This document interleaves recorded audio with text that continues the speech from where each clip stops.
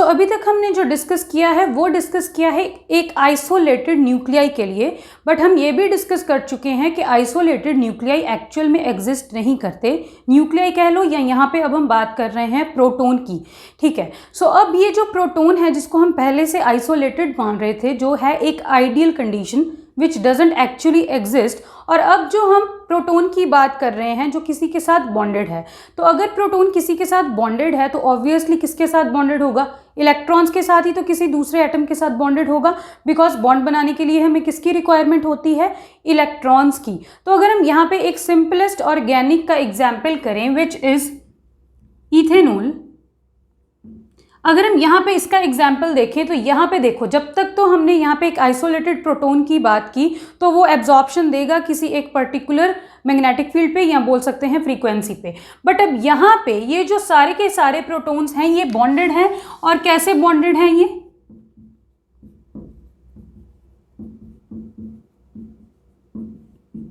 ये है बॉन्ड, ये हाइड्रोजन, ये प्रोटॉन इसके साथ बॉन्डेड है, सो यहाँ पे भी हैं इलेक्ट्रॉन्स, यहाँ पे भी इलेक्ट्रॉन्स, यहाँ पे भी इलेक्ट्रॉन्स। सो ये जो सारे के सारे प्रोटॉन्स हैं ये बॉन्डेड हैं किससे, इलेक्ट्रॉन्स से ही बॉन्डेड है ना दूसरे एटम को। सो यहाँ पे एक्चुअल में अब एग्जिस्ट क्या कर गए हैं, इलेक्ट्रॉन्स, एंड हमें पता है कि इलेक्ट्रॉन्स भी स्पिन करते हैं, हमने सबसे पहले यही डिस्कस किया था इस वीडियो में। सो इलेक्ट्रॉन्स भी स्पिन करेंगे, दैट इज इलेक्ट्रॉन्स के ऊपर चार्ज भी है, मोशन भी है।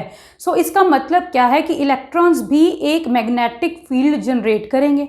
अब तक अब हमारे पास हो क्या गया, एक है हमारे पास एक्सटर्नल मैग्नेटिक फील्ड, एक है मैग्नेटिक फील्ड प्रोटॉन्स के कारण, और एक है अब मैग्नेटिक फील्ड किसके कारण, इलेक्ट्रॉन्स के कारण। तो ये जो मैग्नेटिक फील्ड इलेक्ट्रॉन्स के कारण जनरेट होगी, ये जो एक्सटर्नल मैग्नेटिक फील्ड है उसको अपोज करने की कोशिश करेगी।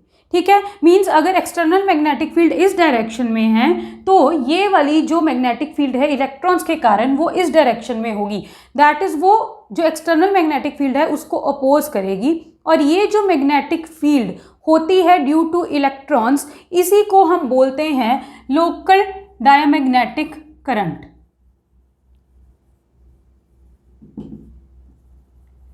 तो ये जो लोकल डायमैग्नेटिक करंट है ये एक्चुअल में कर क्या रहा है, जो हमने एक्सटर्नल मैग्नेटिक फील्ड पुट की है किसी भी एक न्यूक्लियस पे, अगर यहाँ पे इलेक्ट्रॉन्स प्रेजेंट ना होते, दैट इज अकेला अकेला प्रोटॉन ही होता, तो हमने जितनी मैग्नेटिक फील्ड अप्लाई की है एक्सटर्नली उतनी की उतनी मैग्नेटिक फील्ड सारी इस प्रोटॉन को मिलती, इस पे अप्लाई होती।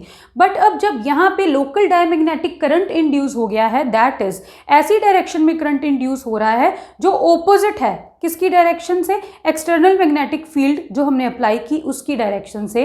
सो अब यहाँ पे होगा क्या, ये जो यहाँ पे प्रोटॉन है, अब ये जब एक बॉन्डेड प्रोटॉन है तो ये इलेक्ट्रॉन्स के प्रेजेंस के कारण जितनी एक्सटर्नल मैग्नेटिक फील्ड इस पे पड़नी चाहिए थी उतनी इस पे नहीं पड़ेगी, या तो क्या होगा उससे कम पड़ेगी या ज़्यादा पड़ेगी। सो बेसिकली यहाँ पे ये जो इलेक्ट्रॉन्स हैं ये लोकल डायमैग्नेटिक करंट जो कि ऑपोजिट डायरेक्शन में प्रोड्यूस कर रहे हैं, इसके कारण ये कॉज करते हैं एक शील्डिंग इफेक्ट, दैट इज ये एक्चुअल में कर क्या रहे हैं, प्रोटॉन को शील्ड कर रहे हैं एक्सटर्नल मैग्नेटिक फील्ड से, बिकॉज अब एक्सटर्नल मैग्नेटिक फील्ड इन पे पड़ने की कोशिश कर रही है। मान लेते हैं यहाँ पे है प्रोटॉन, एक्सटर्नल मैग्नेटिक फील्ड इस पे पड़ने की कोशिश कर रही है, बट जो इंड्यूस्ड मैग्नेटिक फील्ड है दैट इज ये जो लोकल डायमैग्नेटिक करंट है, इसने यहाँ पे इस प्रोटॉन को शील्ड करके रखा हुआ है। सो एक्चुअल में अब इस प्रोटॉन पे पहले जितनी एक्सटर्नल मैग्नेटिक फील्ड लग रही थी, अब एक्चुअल में इस पे उतनी मैग्नेटिक फील्ड नहीं लग पाएगी, बिकॉज इसको ये शील्ड किया है इन इलेक्ट्रॉन्स के शील्डिंग इफेक्ट ने, और इसी के कारण यहाँ पे कम मैग्नेटिक फील्ड लगेगी, तो क्या हो जाएगा, एब्जॉर्प्शन होगी एक डिफरेंट वैल्यू पे। सो ये जो वैल्यूज का डिफरेंस है, जो हमने एक्सपेक्ट की वैल्यू और जो एक्चुअल में हमने ऑब्जर्व की है वैल्यू फॉर द प्रोटॉन, इन दोनों के डिफरेंस को ही हम बोलते हैं केमिकल शिफ्ट। तो यहाँ से आया है केमिकल शिफ्ट का हमारे पास ये रोल, कि केमिकल शिफ्ट एक्चुअल में है क्या, कि जब हमारे पास एक आइसोलेटेड हाइड्रोजन है, आइसोलेटेड प्रोटॉन है, तब हमने उसकी जितनी एक्सपेक्ट की कि उसकी जितनी एब्जॉर्प्शन आनी चाहिए थी, अब उस पर्टिकुलर वैल्यू पे एब्जॉर्प्शन नहीं आएगी, उससे वेरी कर जाएगी एब्जॉर्प्शन की वैल्यू, और वो जो दोनों डिफरेंस है दोनों की वैल्यूज़ में, दैट इज ऑब्जर्व्ड वैल्यू और एक्सपेक्टेड वैल्यू या एक्चुअल वैल्यू में, ये जो डिफरेंस है इसी को ही हम बोलते हैं केमिकल शिफ्ट। अब एब्सोल्यूट वैल्यूज़ को यहाँ पे कैलकुलेट करना हर एक प्रोटॉन के लिए बहुत ही ज़्यादा डिफिकल्ट है कि हम पहले एब्सोल्यूट वैल्यू हर प्रोटॉन के लिए कैलकुलेट करें in the presence of external magnetic field जब वो आइसोलेटेड है, फिर कैलकुलेट करें जब वो बॉन्डेड है। तो ऐसे जो एब्सोल्यूट वैल्यूज़ है उनको कैलकुलेट करना इज़ वेरी डिफिकल्ट। इसीलिए ही यहाँ पे अब हम चूज़ करते हैं एक रेफरेंस। हमने यहाँ पे एक ऐसा रेफरेंस चूज कर लेना है जिसके विद रिस्पेक्ट टू हम देखेंगे कि अब जो हमारा बॉन्डेड वाला प्रोटॉन है, ये जो रेफरेंस है इसके विद रिस्पेक्ट टू कितनी केमिकल शिफ्ट पे जाके एब्जॉर्ब कर रहा है। मींस कहने का मतलब क्या है, यहाँ पे हम NMR में यूज करते हैं रेफरेंस को TMS which is tetramethyl साइलेन।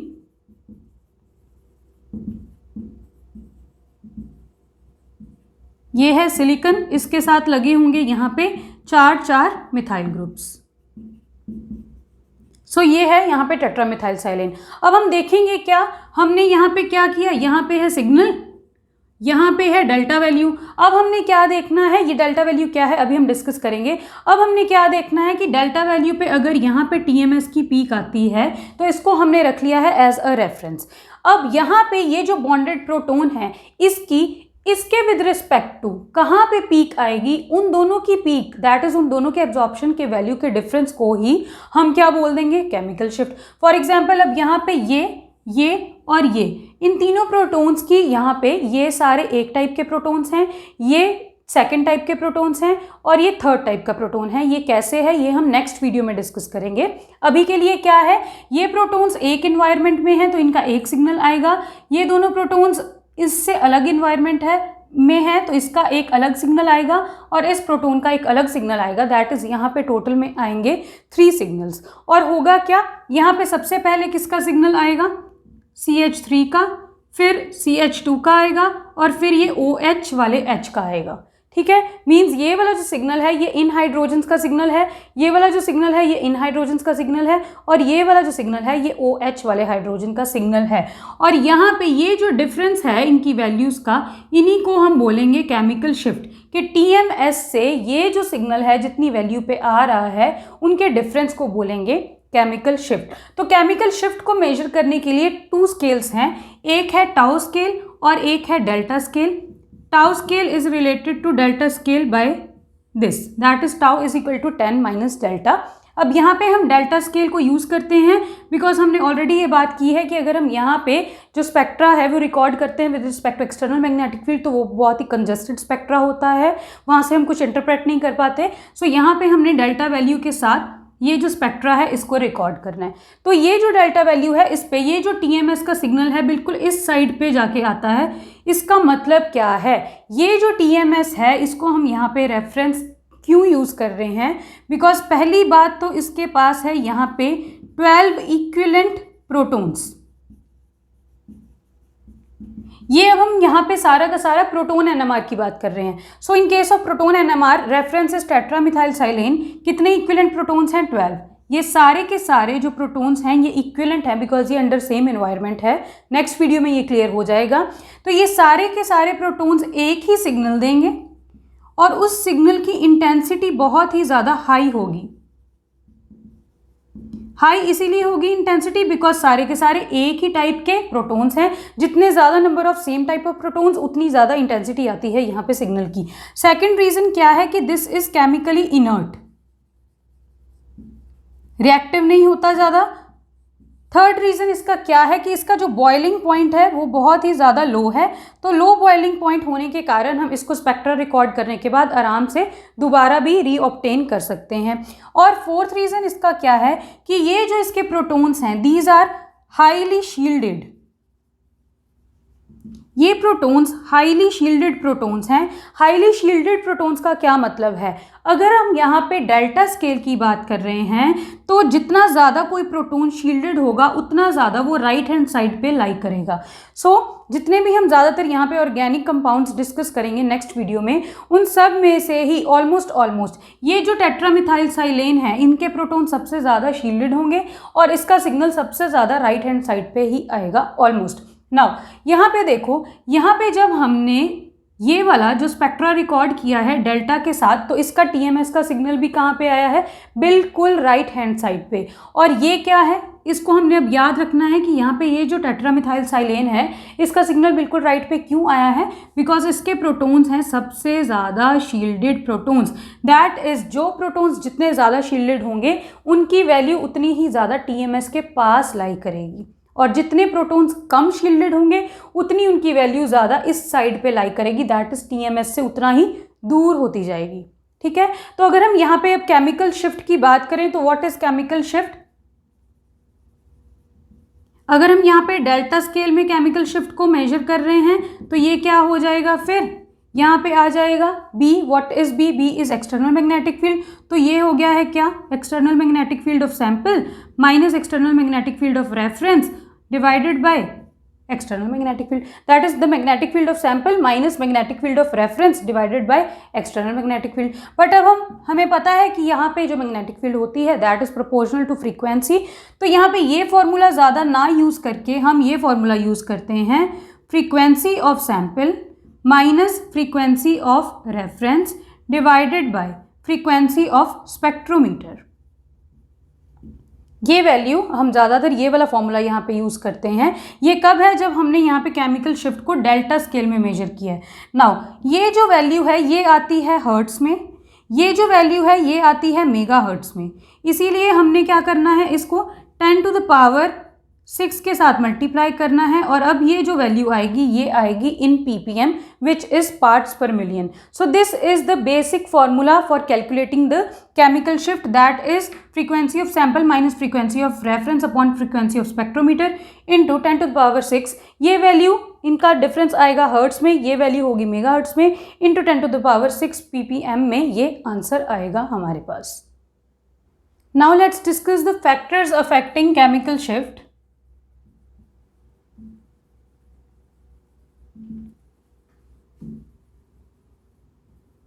We will discuss two factors, एक है इंडक्टिव इफेक्ट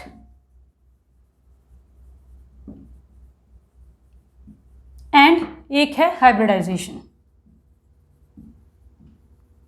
इंडक्टिव इफेक्ट में we know electron donating groups हो सकते हैं, इलेक्ट्रॉन विड्रॉइंग ग्रुप्स हो सकते हैं। सो अगर प्रोटॉन है हमारे पास, अब जब हम यहाँ पे प्रोटॉन एनएमआर की बात कर रहे हैं, so if we have a proton, तो क्या है, अगर यहाँ पे प्रेजेंट है इलेक्ट्रॉन विड्रॉइंग ग्रुप, तो इलेक्ट्रॉन विड्रॉइंग ग्रुप का काम क्या है बेसिकली, कि यहाँ पे जो भी बॉन्डेड वाले इलेक्ट्रॉन्स होंगे वो शेयर्ड पेयर ऑफ इलेक्ट्रॉन्स को अपनी तरफ ये विड्रॉ कर लेंगे, और हाइड्रोजन एक्चुअल में क्या हो जाएगा फिर यहाँ पे D shield, because electron withdrawing group ने करा क्या है, यहाँ पे जो बॉन्डेड इलेक्ट्रॉन प्रेजेंट थे एक बॉन्ड में उनको अपनी तरफ विड्रॉ कर लिया, तो ये जो हाइड्रोजन है ये कंपैरेटिवली कम शील्ड हो गया, दैट इज ये हो गया डी शील्ड।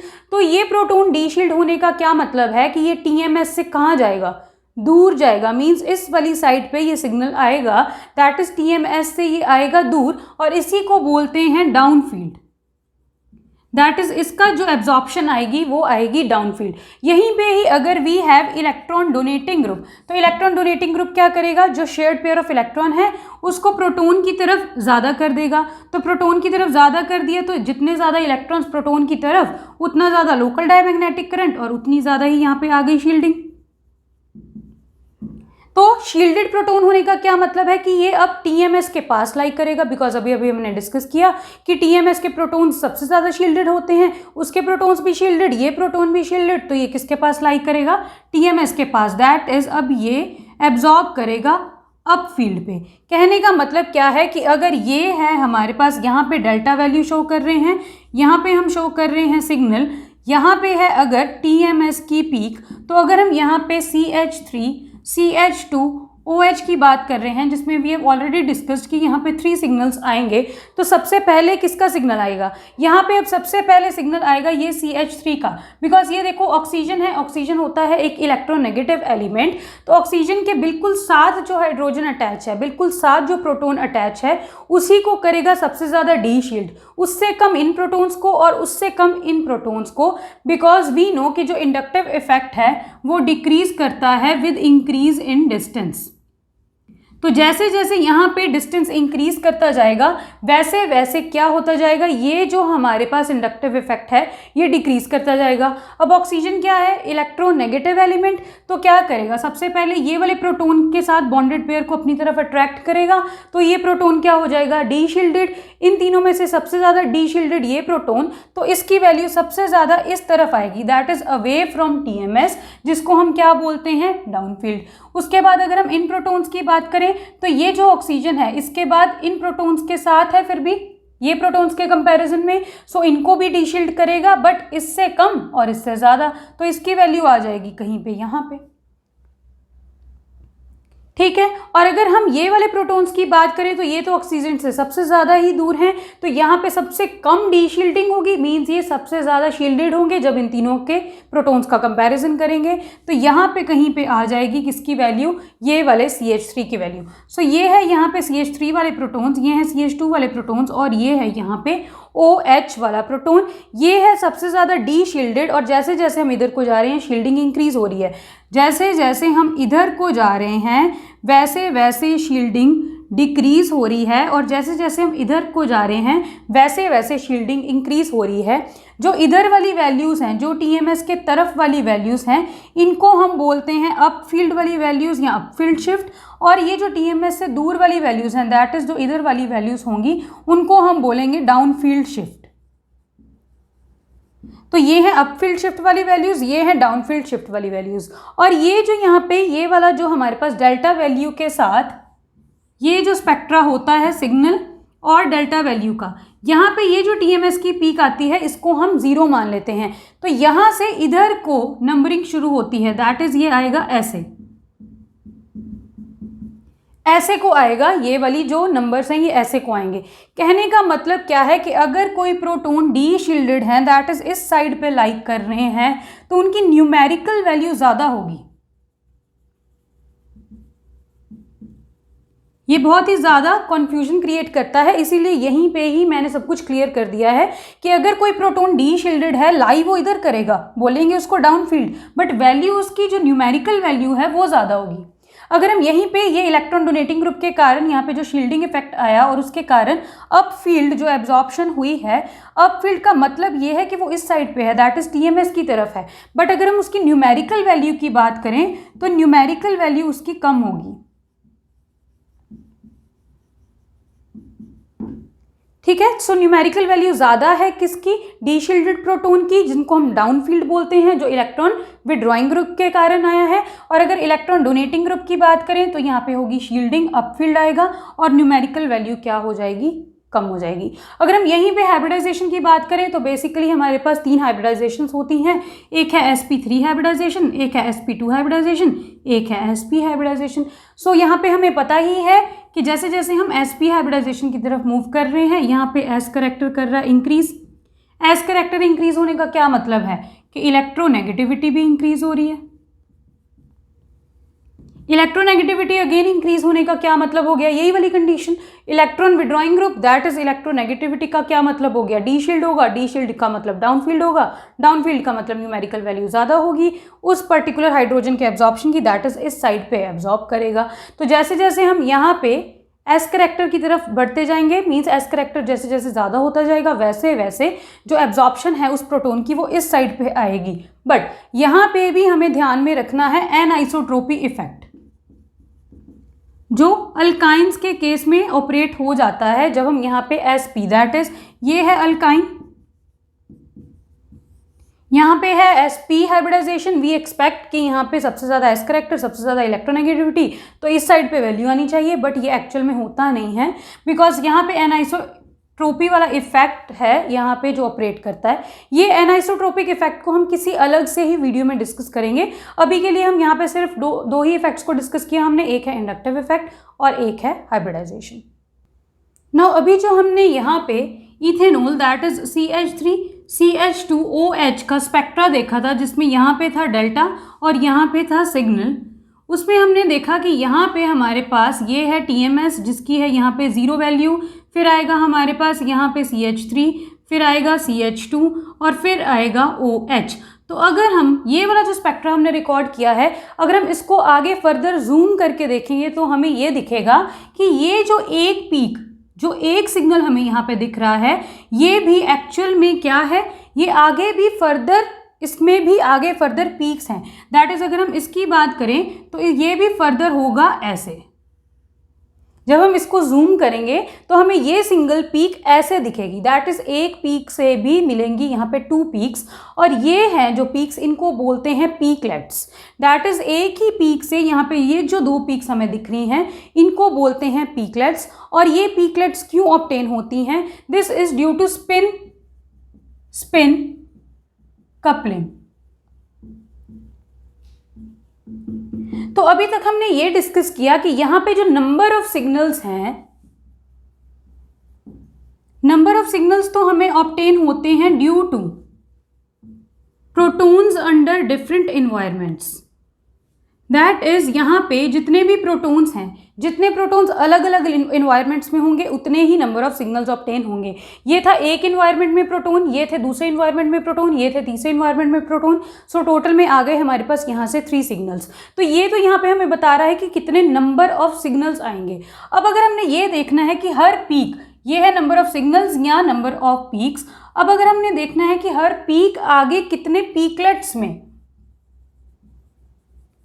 आगे कितने पीकलेट्स में यहाँ पे डिस्ट्रीब्यूट होगी, तो ये हमें पता लगेगा नेबरिंग प्रोटॉन्स से। दैट इज हमने यहाँ पे देख लिया कि ये प्रोटॉन्स के कारण एक सिग्नल, इनके कारण एक सिग्नल, इनके कारण एक सिग्नल।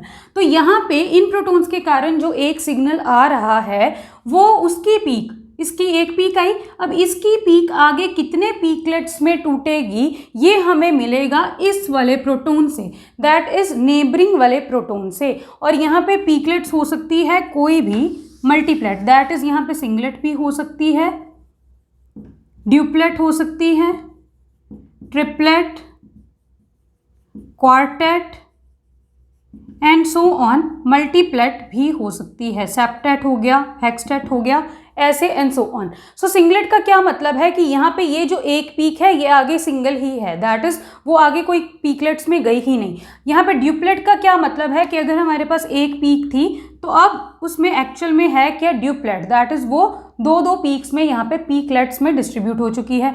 ट्रिपलेट का क्या मतलब है कि वहाँ पे ऐसे 3 पीकलेट्स होंगी। क्वार्टेट का मतलब हो गया कि 4 वहाँ पे होंगी पीकलेट्स, सिमिलरली मल्टीप्लेट हो जाएगा यहाँ पे। सो ये किसी प्रोटॉन में सिंगलेट आएगी आगे, ड्यूप्लेट आएगी, ट्रिपलेट, क्वार्टेट, कौन सी मल्टीप्लेट आएगी, ये हमें मिलता है 2n+1 रूल से,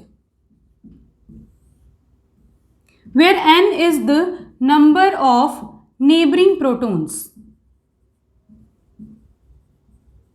तो यहाँ पे अगर इस CH3 के नेबर में ये 2 प्रोटॉन्स थे, तो जब हम यहाँ पे 2 को पुट करेंगे तो ये क्या आ जाएगा, दिस इज एक्चुअली 2ni+1। तो यहाँ पे क्या आ जाएगा, 2 × n क्या है यहाँ पे 2। आई वैल्यू कितनी होती है जब हम यहाँ पे प्रोटॉन NMR की बात कर रहे हैं, I value is half for proton. उसके बाद क्या आ गया, +1। तो ये टोटल में यहाँ से क्या आ गया है, 3। तो अगर यहाँ पे हमारे पास 2 प्रोटॉन्स हैं तो वो जो पीक है इसकी पीक फिर डिस्ट्रीब्यूट होगी यहाँ पे 3 पीकलेट्स में, और 3 पीकलेट्स जिसमें आती हैं उसको क्या बोलते हैं, ट्रिपलेट। सो ये वाली इस CH3 के कारण जो पीक आएगी वो आगे फर्दर कितनी पीकलेट्स में स्प्लिट होगी, 3 पीकलेट्स में, और उसको बोलेंगे क्या, फिर एक ट्रिपलेट बोलेंगे। नाउ यहाँ पे जब हम प्रोटॉन NMR की बात कर रहे हैं तो आई वैल्यू तो हमेशा हाफ ही रहेगी। So in case of proton NMR we can say कि यहाँ पे जो पीकलेट्स आएंगी that will be n+1, where n is the number of neighboring protons, that is अगर यहाँ पे n की वैल्यू 2 थी तो यहाँ पे n+1 3 हो गया, दैट इज वहाँ पे आएगी ट्रिपलेट। अगर हम यहीं पे इसकी बात करें, ये क्या है हमारे पास CH2, इसके साथ कौन है प्रोटॉन, ये भी नेबरिंग प्रोटॉन है, ये भी नेबरिंग प्रोटॉन है, बट ये अब यहाँ पे हम कंसिडर नहीं करेंगे। ऐसा क्यों है, ये हम सारा इन डिटेल डिस्कस करेंगे नेक्स्ट वीडियो में, जहाँ पे हम डिस्कस करेंगे स्प्लिटिंग ऑफ सिग्नल्स भी, और ये भी देखेंगे कि कितने number of signals different different organic compounds में हमें ऑब्टेन हो रहे हैं। सो यहाँ पे इसके कारण अब क्या आ जाएगी, ये है, अब इसके कारण ये है नेबरिंग प्रोटॉन्स, ये नेबरिंग प्रोटॉन्स कितने हैं 3, तो 3 + 1 क्या हो गया 4, दैट इज इसके ऊपर जो सिग्नल आएगा, इसका जो सिग्नल आएगा वो आगे 4 पीकलेट्स में डिस्ट्रीब्यूट होगा और 4 पीकलेट्स को क्या बोलते हैं, क्वार्टेट। ठीक है, तो अब ऐसा होता क्यों है, इसका रीजन है यहाँ पे देखो,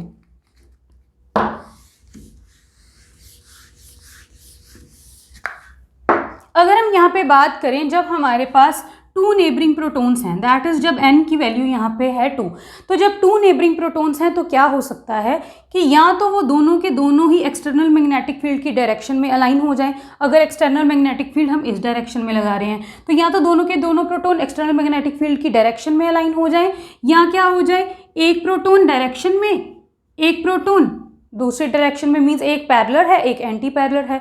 यहाँ क्या हो सकता था, ये वाला पैरेलल होता, ये वाला एंटी पैरेलल होता। मीन्स बेसिकली हमें यहाँ पे चाहिए क्या, पहले दोनों के दोनों प्रोटॉन्स पैरेलल हैं, फिर एक पैरेलल एक एंटी पैरेलल, फिर क्या है, हो सकता था कि दोनों के दोनों ही प्रोटॉन्स क्या होते, एंटी पैरेलल होते to the direction of external magnetic field. तो यहाँ पे अब कितनी पॉसिबिलिटीज हैं टोटल, ये है टोटल में 2 पॉसिबिलिटीज, ये है टोटल में 1 पॉसिबिलिटी, दैट इज क्या हो सकता है कि दोनों के दोनों प्रोटॉन्स ही क्या हो, एक ही डायरेक्शन में ओरिएंटेड हों, या यहाँ पे क्या है 2 पॉसिबिलिटीज, यहाँ पे क्या है 1 पॉसिबिलिटी। सो बेसिकली यहाँ पे रेशो क्या आ गई पॉसिबिलिटीज की, 1:2:1। इसी के कारण जब यहाँ पे n की वैल्यू 2 है तो हमें कितनी पीकलेट्स ऑब्टेन होंगी, 1 2 3 पीकलेट्स ऑब्टेन होंगी, और उनकी इंटेंसिटी रेशो, दैट इज ये जो हाइट है पीक्स की, ये कौन डिसाइड करेगा, यही रेशो, दैट इज अब इस केस में क्या होगा, एक पीक की रेशो 1, दूसरे की उससे डबल 2, और थर्ड वाले की दोबारा 1 ही आ जाएगी। सो यहाँ से हम क्या कंक्लूजन ऑब्टेन कर रहे हैं कि ये जो पीकलेट्स है, इनकी ये जो हाइट है, ये सेंटर से सिमेट्रिक होती है, दैट इज जितनी इधर होगी उतनी ही इधर होगी। So this is symmetric about the centre. So ये आ गया है यहाँ पे। अगर हमारे पास यहीं पे ही n की वैल्यू 3 होती तो क्या हो सकता था, या तो तीनों के तीनों प्रोटॉन्स ही अलाइन हो in the direction of magnetic field, या तो 2 अलाइन हो। अगर ये दोनों लाइन है ये ऑपोजिट है, अगर ये दोनों लाइन है ये ऑपोजिट है, या थर्ड केस क्या हो सकता था यहाँ पे कि ये दोनों,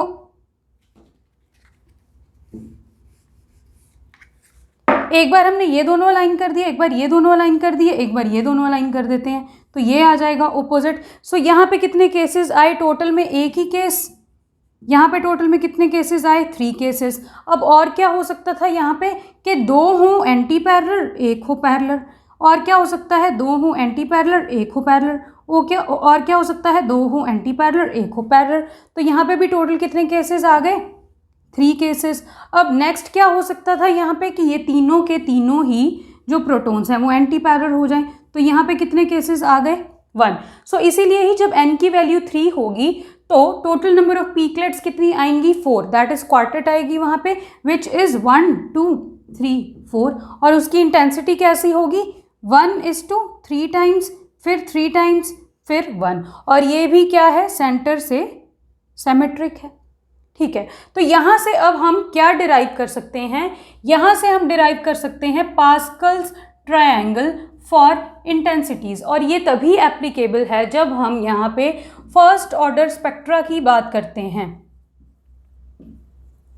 and what is first order spectra, first order spectra का मतलब ये है कि जब डेल्टा म्यू बाय जे की वैल्यू ग्रेटर देन 0 हो। व्हाट इज यहाँ पे जे होता है कपलिंग कांस्टेंट, अभी हम उसको डिस्कस करेंगे। तो बेसिकली ये वैल्यू जब 0 से ज़्यादा होगी तभी वहाँ पे फर्स्ट ऑर्डर स्पेक्ट्रा होगा, और तभी वहाँ पे Pascal's triangle for intensities of peaklets valid होगा, नहीं तो वहाँ पे हो जाएगा non first order spectra. Non first order spectra में होता क्या है कि जो लाइंस हैं वो बहुत ही ज़्यादा ओवरलैप हो जाती हैं, और जो स्पेक्ट्रा होता है बिल्कुल भी क्लियर स्पेक्ट्रा नहीं होता, और वहाँ पे पास्कल्स ट्रायंगल भी एप्लीकेबल नहीं होता, दैट इज़ वहाँ पे इंटेंसिटी की रेशो को हम पास्कल्स ट्रायंगल से नहीं दे सकते। सो अब अगर हम हर केस में ही ऐसे करने बैठेंगे तो बहुत ही ज़्यादा टाइम कंज्यूमिंग है इनकी इंटेंसिटीज़ का पता लगवा पाना, इसीलिए हमने यहाँ पे बनाया पास्कल्स ट्रायंगल।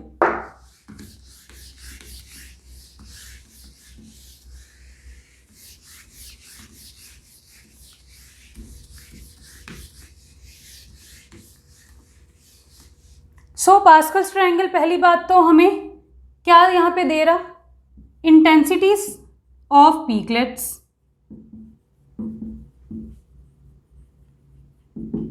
तो अगर हमारे पास यहाँ पे सबसे पहले देखते हैं नंबर ऑफ नेबरिंग प्रोटॉन्स, फिर देखते हैं उसके कारण सिग्नल्स कितने आएंगे, फिर देखते हैं उसके कारण यहाँ पे पास्कल्स ट्रायंगल में इंटेंसिटी की रेशो क्या होगी।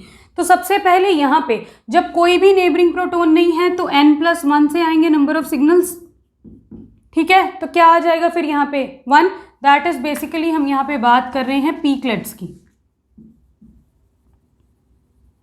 Which is given by n+1। सो जब यहाँ पे n की वैल्यू 0 है तो कितनी पीकलेट्स आएंगी, 1, जिसको बोलते हैं सिंगलेट। अब अगर यहाँ पे n की वैल्यू 1 है तो 2 पीकलेट्स, अब अगर यहाँ पे n की वैल्यू 2 है तो 3 पीकलेट्स एंड सो ऑन।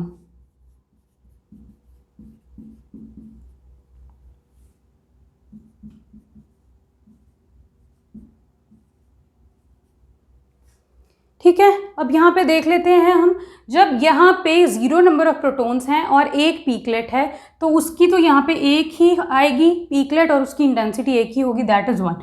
जब 2 है तो रेशो हो गई 1:1। पहले हमने 1 लिखा, फिर उसी 1 को यहाँ लिखा, उसी 1 को यहाँ लिखा। अब नेक्स्ट क्या करेंगे, ये 1 इधर लिखा, इन दोनों को ऐड कर दिया, क्या आ गया 2, फिर ये वाला 1 इधर लिख दिया, ये आ गया 1:2, 2:1। फिर क्या करेंगे, ये 1 दोबारा यहाँ लिखा, इन दोनों को प्लस किया, ये आ गया 3, इन दोनों को प्लस किया, ये आ गया 3 और ये 1 एज इट इज़। फिर क्या करेंगे, जब हमारे पास 5 नंबर ऑफ पीकलेट्स आएंगी, ये 1 एज इट इज़, इन दोनों को प्लस किया 4, इन दोनों को प्लस किया 6, इन दोनों को प्लस किया 4 और ये 1 एज इट इज़।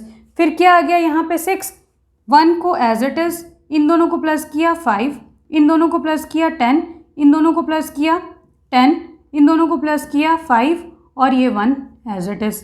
फिर क्या करेंगे इससे नेक्स्ट, जब यहाँ पे 7 है, 1 एज इट इज़, फिर क्या आ गया 6, फिर क्या आ गया 15, फिर क्या आ गया 20, 15, फिर क्या आ गया 6 और फिर क्या आ गया 1, 7 हो गई यहाँ पे 1 2 3 4 5 6 7। एंड सिमिलरली यहाँ पे हम इसके लिए भी कैलकुलेट कर सकते हैं, ठीक है। सो जब यहाँ पे नंबर ऑफ नेबरिंग प्रोटॉन्स 0 थे तो एक पीकलेट आई, 1 थे तो 2, n+1 से हम यहाँ पे डिस्कस कर रहे हैं। ये है जब यहाँ पे 6 नंबर ऑफ नेबरिंग प्रोटॉन्स तो पीकलेट्स आएंगी 7 और उनकी इंटेंसिटी रेशो होगी ये। कैसे बनाना है पास्कल्स ट्रायंगल को, 1 लिखा, 1 को ही इधर और इधर लिख दिया, फिर हमने इस 1 को इधर, इस 1 को इधर लिख दिया, दोनों वालों को जो ऐड किया वो सेंटर में आ गया। फिर ये 1 इधर, ये 1 इधर, इन दोनों को ऐड किया तो यहाँ, इन दोनों को ऐड किया तो यहाँ, फिर 1 इधर, 1 इधर, इन दोनों को ऐड किया यहाँ, इन दोनों को ऐड किया यहाँ, इन दोनों को ऐड किया यहाँ। ऐसे ही सो ऑन यहाँ पे पास्कल्स ट्रायंगल ऑब्टेन होता जाएगा और ये पास्कल्स ट्रायंगल एप्लीकेबल है only in case of first order spectra and it is not at all applicable for non first order spectra. So spin splitting में हमने देखा क्या कि जो प्रोटॉन्स सेम ग्रुप के, उसी ग्रुप के होते हैं वो आपस में इंटरेक्ट करके स्पिन स्प्लिटिंग नहीं करेंगे।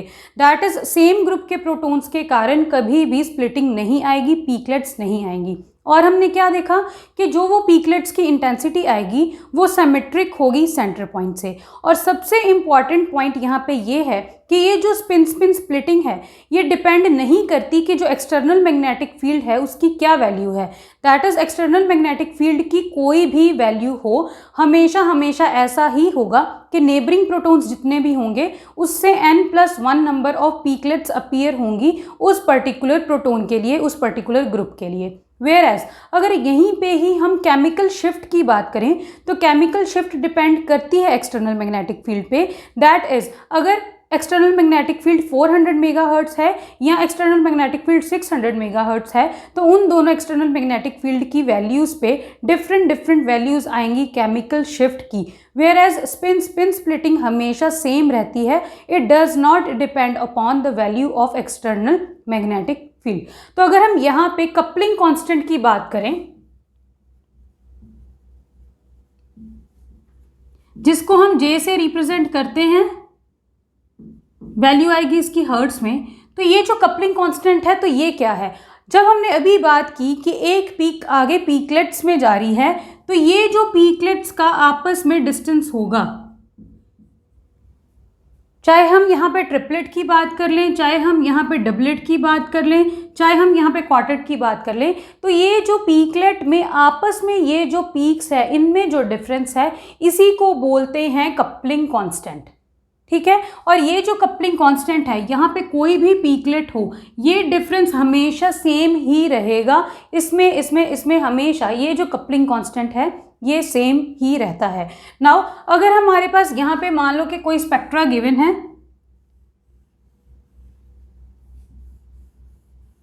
ये है आगे, ये एक डबलेट गिवन है, ये एक डबलेट गिवन है, तो यहाँ पे देखो अगर ये जो स्पेक्ट्रा है ये ऑपरेट कर रहा है यहाँ पे external magnetic field which is 400 megahertz पे, तो यहाँ पे क्या हो जाएगा, अगर यहाँ पे है वैल्यू से 1.9 और यहाँ पे कह लो 2.0 है और यहाँ पे कह लो इट इज़ 4.5 एंड यहाँ पे है से 4.6, ऐसे ही तो होगा। इधर कहीं टीएमएस की पीक होगी, जैसे जैसे इधर को जा रहे हैं वैसे वैसे जो डेल्टा वैल्यू है वो क्या करती जाएगी, इंक्रीज करती जाएगी।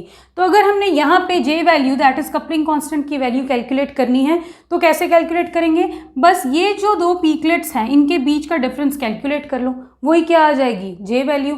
तो चाहे यहाँ से कैलकुलेट कर लो चाहे यहाँ से कैलकुलेट कर लो, हमेशा ये जो पीकलेट्स हैं इनके बीच का डिस्टेंस तो सेम ही रहेगा। सो यहाँ पे ये क्या आ जाएगी, जे की वैल्यू 2.0 माइनस 1.9, 0.1 आ गया, या अगर यहाँ पे बात कर लेंगे तो 4.6 माइनस 4.5, यहाँ से भी 0.1 आ जाएगा। तो जे की वैल्यू यहाँ पे कांस्टेंट रहती है, ये जो पीकलेट्स का डिफरेंस है उनमें जब हम एक ही उसकी बात कर रहे हैं मॉलिक्यूल की। ना यहाँ पे देखो अगर हमने यहाँ पे ही delta value that is chemical shift की वैल्यू कैलकुलेट करनी हो तो वो कैसे करेंगे, ये सारी वैल्यूज़ को हमने ऐड कर देना है। ये क्या हो जाएगा 4.6 plus 4.5 plus 2.0 plus 1.9 divided by 4, तो ये आएगी यहाँ पे केमिकल शिफ्ट की वैल्यू, वेयर एज ये है यहाँ पे जे की वैल्यू। तो अब ये जो कपलिंग है एक्चुअल में ये कपलिंग है क्या, ये कपलिंग शॉर्ट रेंज ऑर्डर की भी हो सकती है, लॉन्ग रेंज ऑर्डर की भी हो सकती है।